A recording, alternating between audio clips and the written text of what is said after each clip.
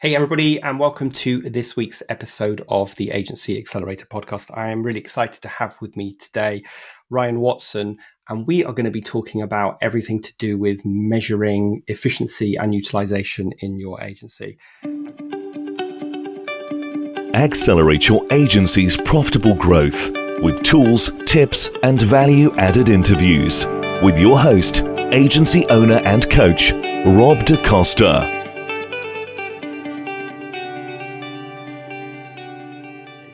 And Ryan is an experienced operations and finance leader for creative agencies and venture-funded startups. As a partner at Upsourced, he helps growing agencies build better plans and drive profits. And prior to Upsourced, Ryan led operations and finance for marketing and ad agency, Ahalogy, if I'm saying that correctly. Yeah, where they you got built, it. Ahology. Okay, good. Where they built a team of 50 people before selling to Quotient. So I hope I did a reasonable introduction there, Ryan, and welcome to the podcast. You nailed it, Rob. Thanks for having me. Excited to be here. Excellent. So let me start with a big, broad question, which is, why is it important for agencies to measure utilization? Yeah. Well, I guess there's probably two reasons, right? The first reason is, look, every agency the number one reason we start an agency is because we want to do cool work with friends, right? But ultimately, we have to do that in service of a profit, right? We can't do it forever if we don't generate some reasonable degree of profit. One of the most important measures of what I would describe broadly as profit in an agency is gross profit or gross margin, right? Revenue minus cost of goods sold, which is, basically wages, right? Ultimately, utilization, so at the end of the day, if I'm not earning a very good gross profit on my agency, right? If it's not, where I want it to be, and by the way, we look at the gross margin, ideally north of 50%. If I'm not there, I have one of two problems, right? One possible problem is I'm not charging enough, right? I have service people and they're doing a bunch of work, but I'm not getting a good rate for it, right? My rate per hour is not sufficient.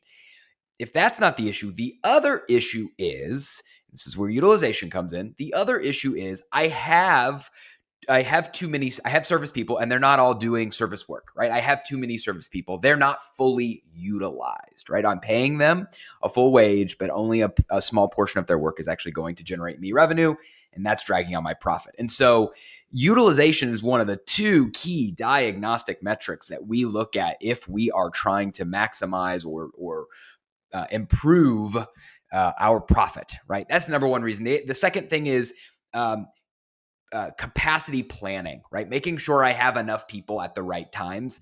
That's the thing that's really hard about agencies. Like every business has a thing that's hard about it.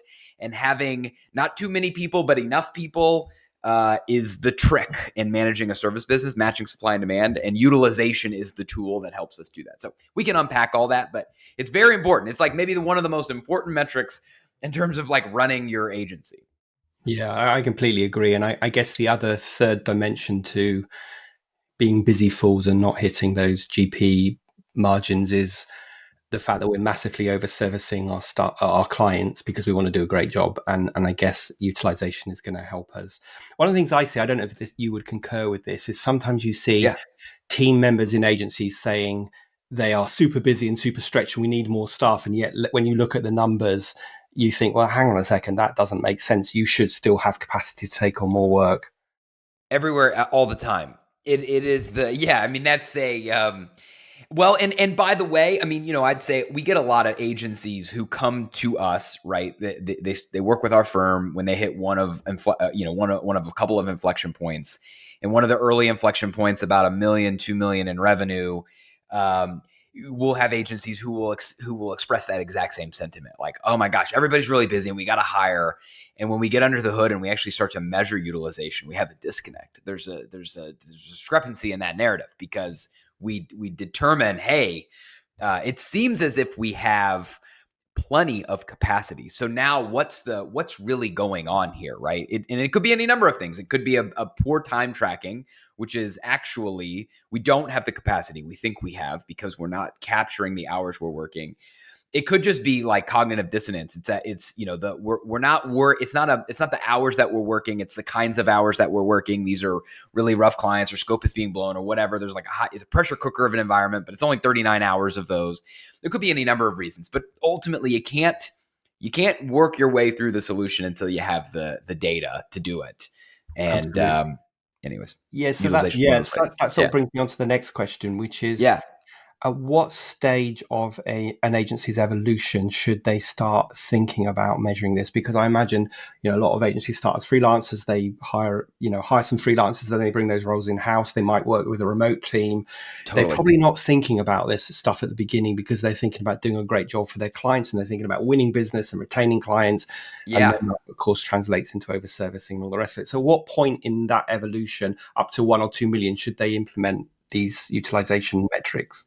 By the way, I think it's a phenomenal question. I'm interested. You might disagree with me. I have a point of view on this. Not everybody may agree with it, but when we look at agencies at our firm, we segment them into like what I would call their growth stages or their life cycle stages, right? And the very first life cycle stage we call create mode, right? That's basically 0 to 1 million, give or take, in revenue, right? And your path of create mode is like the focus is all service and sales, right? What is my unique reason to exist?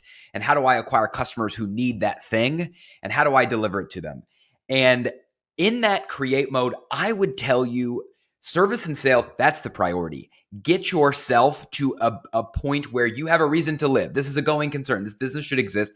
It's the hardest stage there is. I wouldn't over-index on things like utilization. Quite frankly, it's probably bad.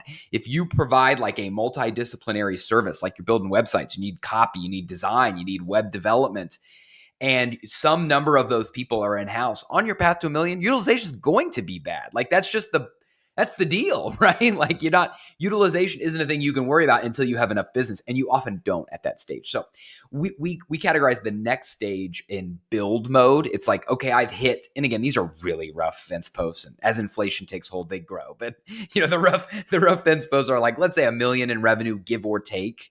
Okay, now this thing should exist.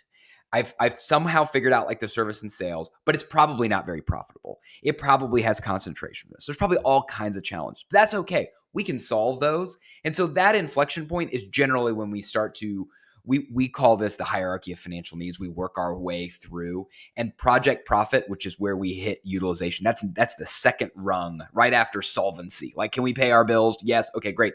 Now we're going to worry about gross profit, and we're going to look at utilization. So long-winded answer of saying it's in that what we call build mode. It's north of 1 million. Prior to that, just get the work done however you can. Shoestring and bubblegum. Yeah, sure. So, I mean, we're trying to prove that our idea is going to work and that we can grow it and scale it beyond ourselves.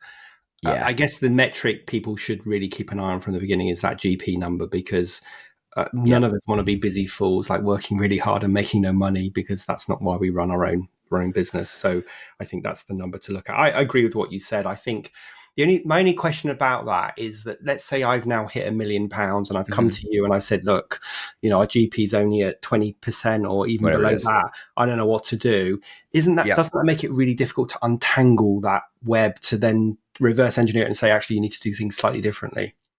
I mean, not necessarily in my experience. I mean, again, I would say like it depends. I mean, 20% is worse than 40%, is worse than 50% or whatever. If you're at a 20% margin, you probably have a few things going on. You probably don't just have a utilization problem. You definitely have like a pricing and servicing problem. You probably have both, right? Which is like you're coming out of the gate with the wrong target price, and you're probably over servicing. Like both of those two things are happening. So like in the worst case, you might have built your business to 1 million servicing the wrong kinds of customers in the wrong kinds of ways.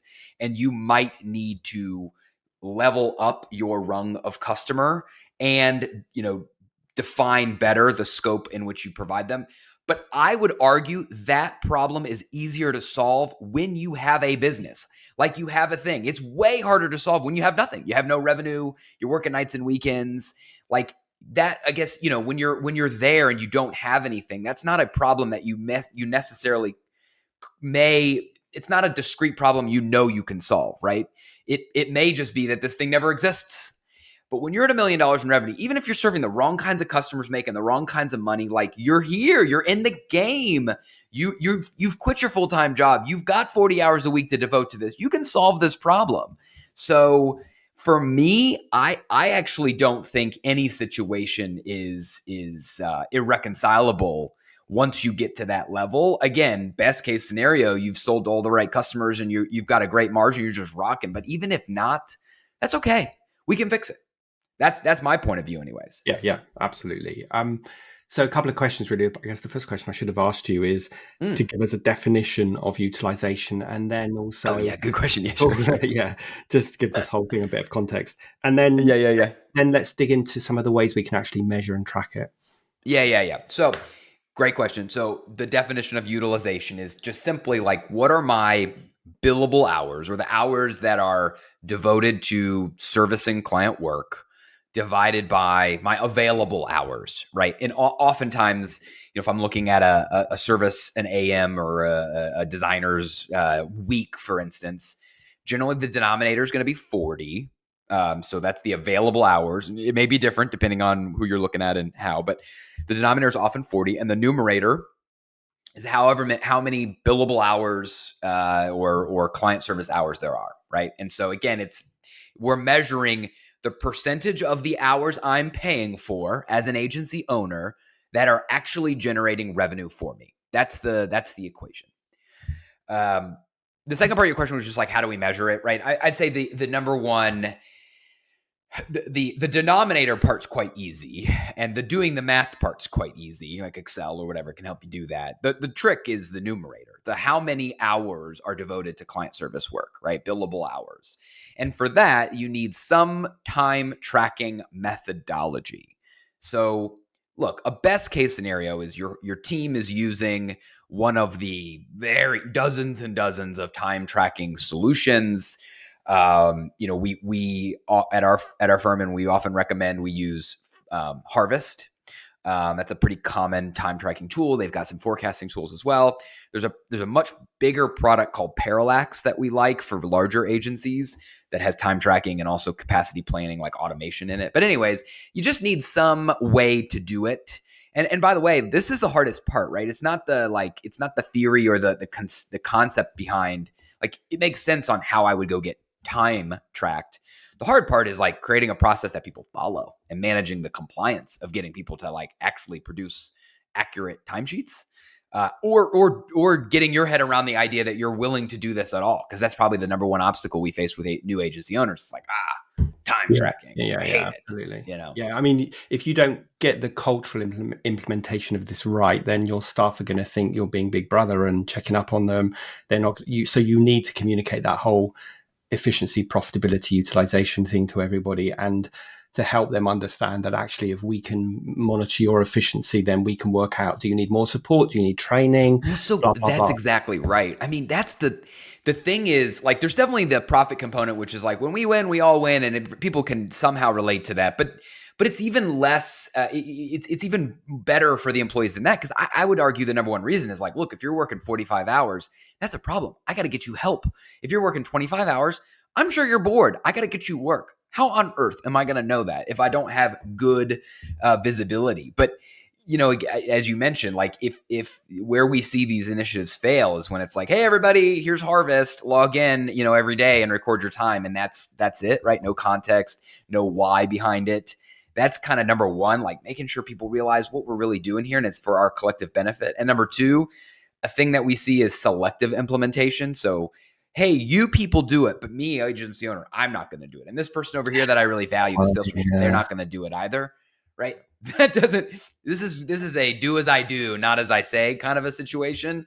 And if you want your employees to do this, you're going to have to model the behavior you want. Yeah, I mean, goodness, I couldn't agree with everything you said more. And it's interesting that there's this conundrum or this contradiction between agencies thinking they're being creative, and then this very what could feel like non-creative, like tracking your time, this function that needs to be done. And I just want to say, look, I ran my agency back in the 90s, and we did made many mistakes. One of the things we did really well was this.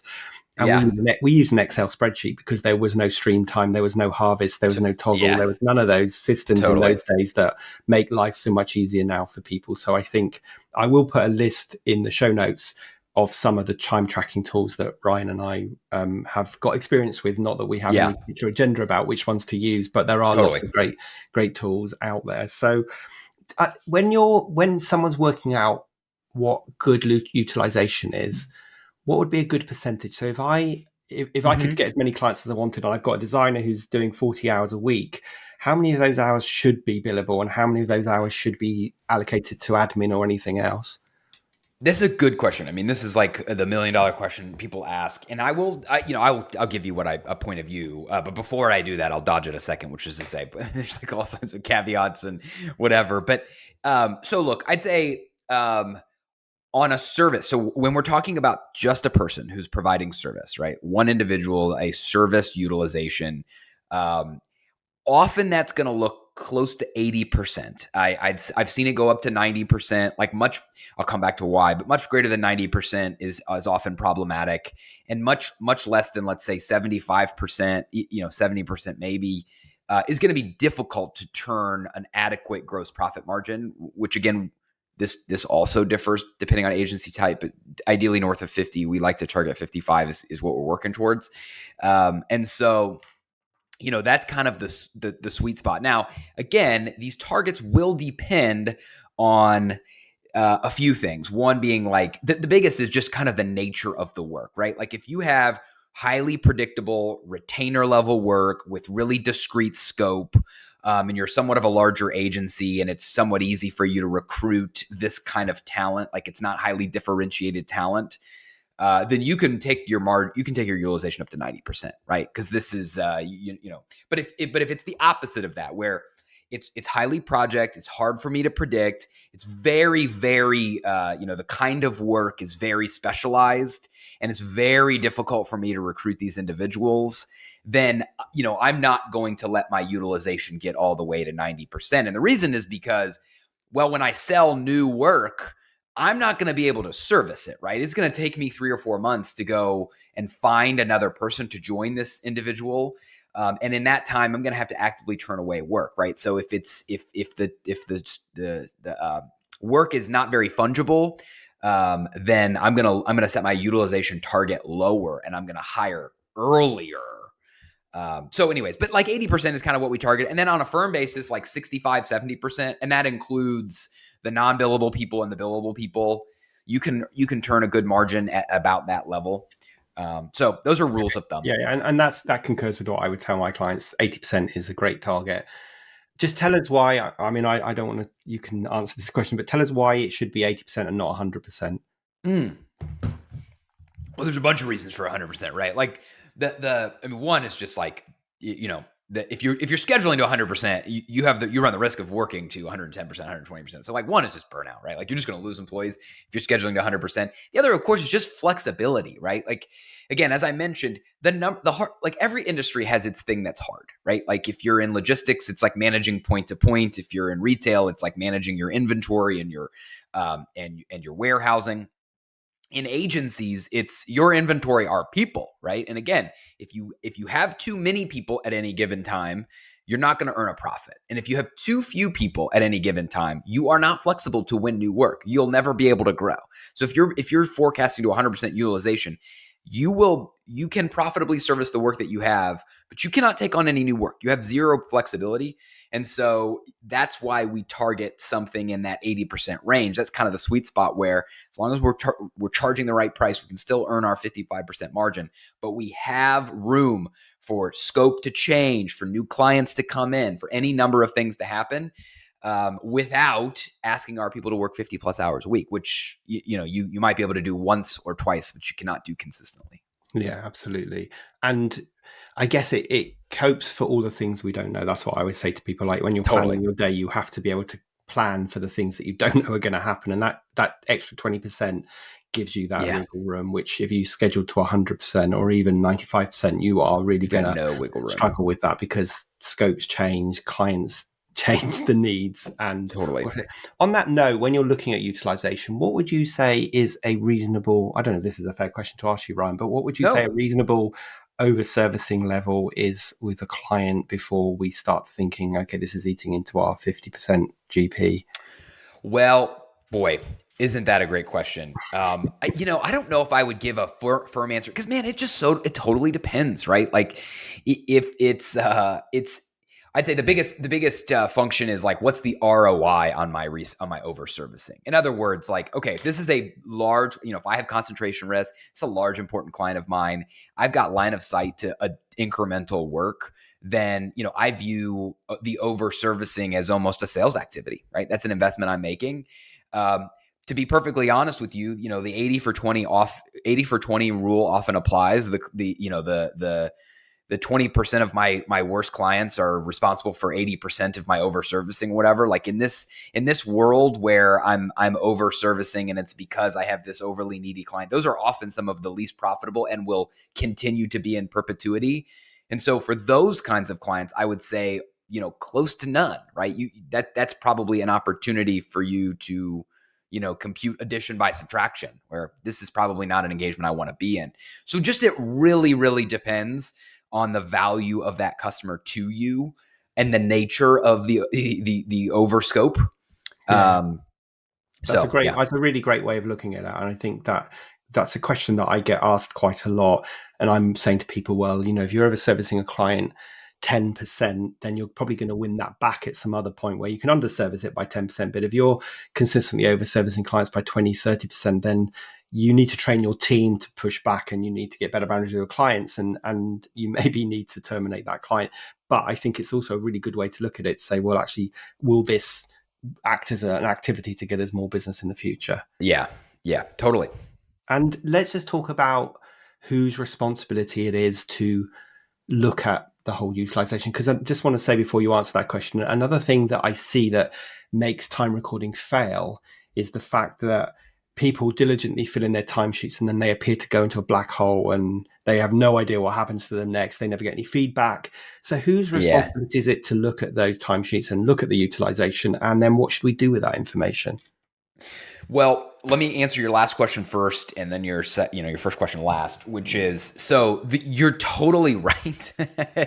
Time tracking for its own sake is a complete waste of time, and that happens plenty of the time. So, look, what we're trying to do here is produce a feedback loop, right? Often that feedback loop looks monthly.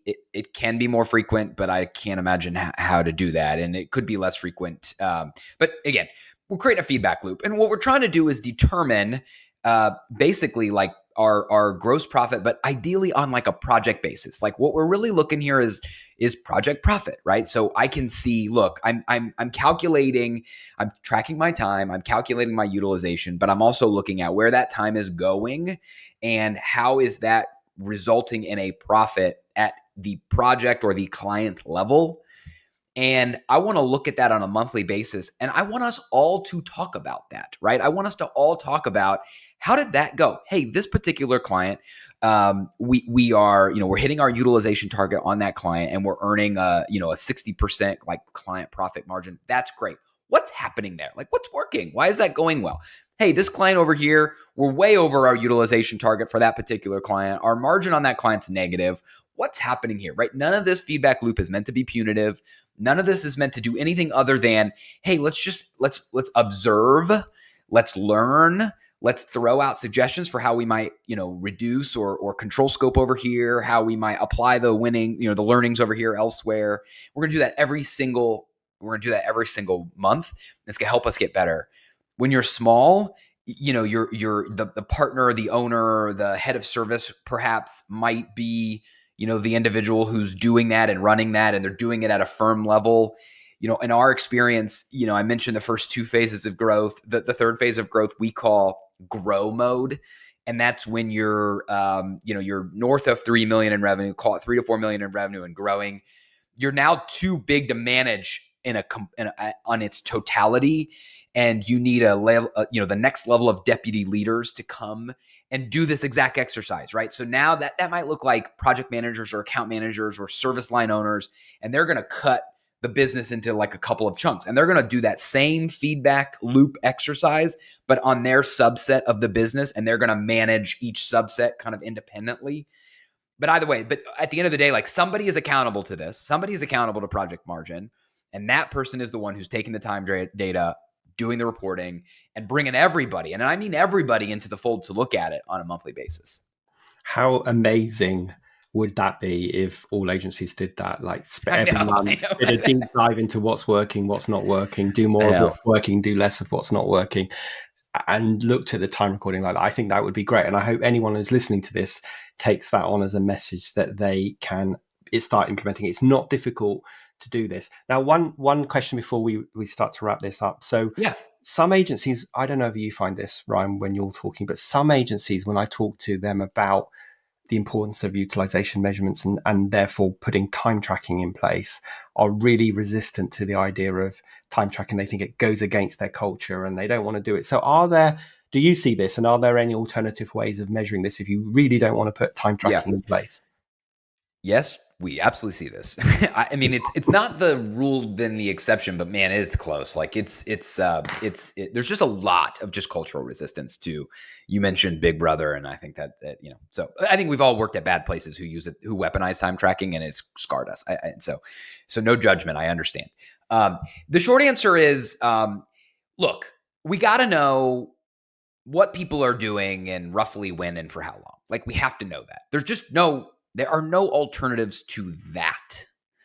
However, so for instance, we just had this conversation with a particular client of ours, and we were brainstorming. They're resistant, and hey, look, we're not going to be dogmatic about, I don't care about specific processes. I just want to help you solve your problem. In their case, they have large projects with multiple people on the projects, right? So like these designers, for instance, they're not spending 2 hours on this client, 4 hours on this client, and 3 hours on another client. They're spending a week or a half a week or whatever. Fine. That's fine. If we don't have to use Toggle to track every single hour, if we use, in their case, they forecast staff. Like you have to do some version of like, who's going to do this work and when, right? They're forecasting it. They're putting it on spreadsheets. We can do like a quick reconciliation. Hey, this week we thought this person would be fully devoted for their full week, call it 40 hours to this client. Was that true or was it less? And if it was less, where did you go, right? So again, it's kind of time tracking, right? But it's not, Toggle doing every hour. We're going to look at the spreadsheet. We're going to have the conversation. We're going to do it less frequently because the individual chunks are just bigger. And if you can do that, more power to you. That's totally fine. But there is no alternative for knowing who roughly did what roughly when. There's just no alternative for that.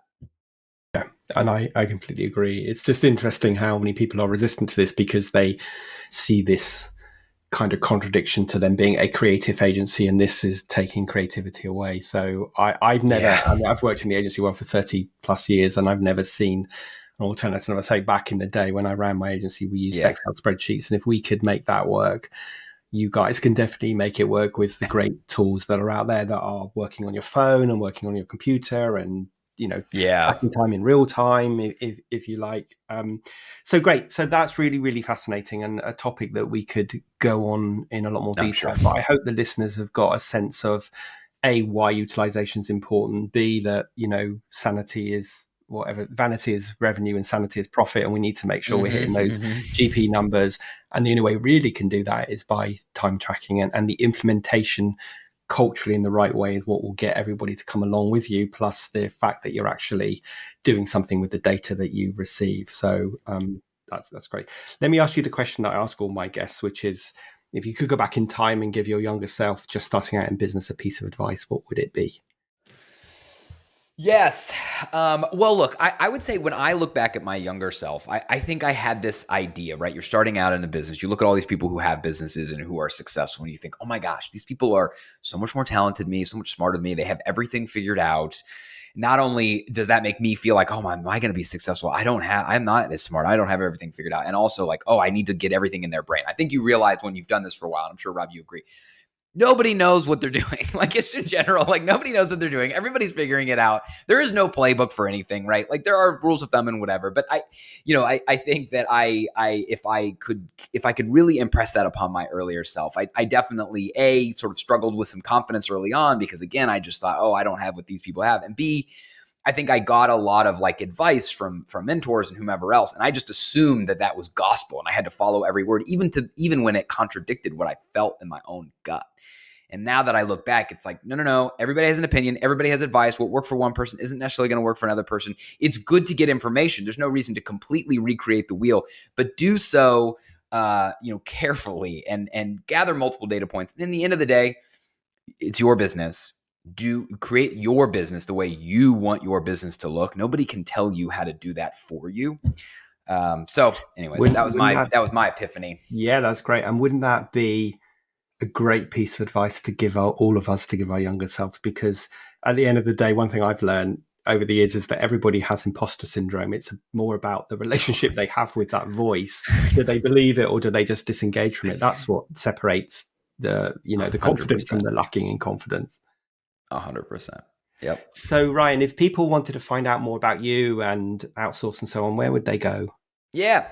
So our website is upsourcedaccounting.com. Upsourced, yeah, sorry. Upsourcedaccounting.com. You can see us there. We've got a YouTube channel at Upsourced, where we put out a bunch of content about topics like this and others. So those are the two best places to find us. Great. Well, I will include links in the show notes to that, plus links to some of the time recording tools that we talked about today. So I just want to say a huge thank you for joining us on the podcast today. I found that really insightful, so I know the listeners will as well. Awesome. Thanks, Rob. It was a lot of fun.